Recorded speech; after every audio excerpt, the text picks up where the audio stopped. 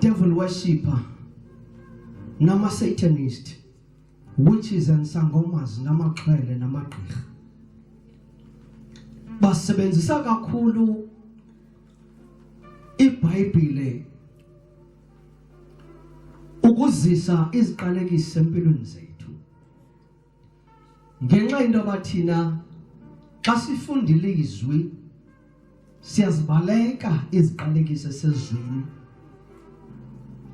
eyona nto ebangela uba ndibe nexhala lokuthi sizibaleke asizazi ukuthi zize kanjani aze athi uSathana ngoba unendlebe uyalazi nezwi ayomamela ukuthi isiqalekiso Thixo ungasifaka kanjani empilweni yabo kuxa bephazeme phi apho ungahlisa isiqalekiso. Glory to Jesus.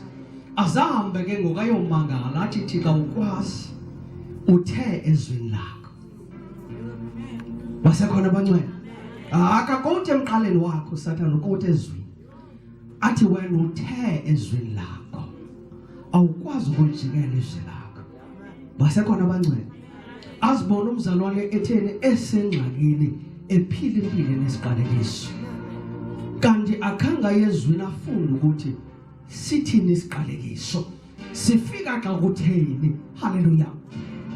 So be very careful because ayikho into uSathana anamandla okuyenza empilweni yethu engekho ezweni.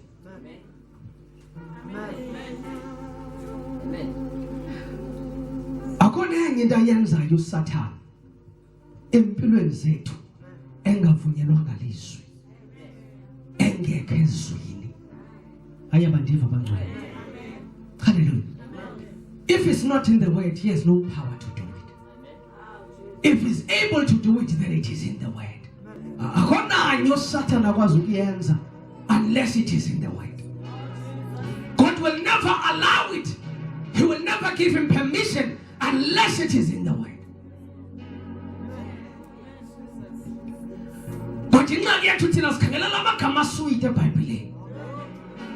Siwabalekela xaxa sithi wathethi nathi.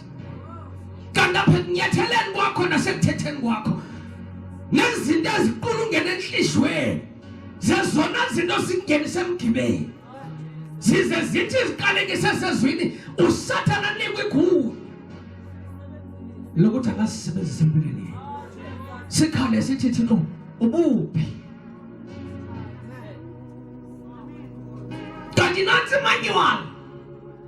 manual yobomu uyifunda kanjani kanti uskip chapters ezithile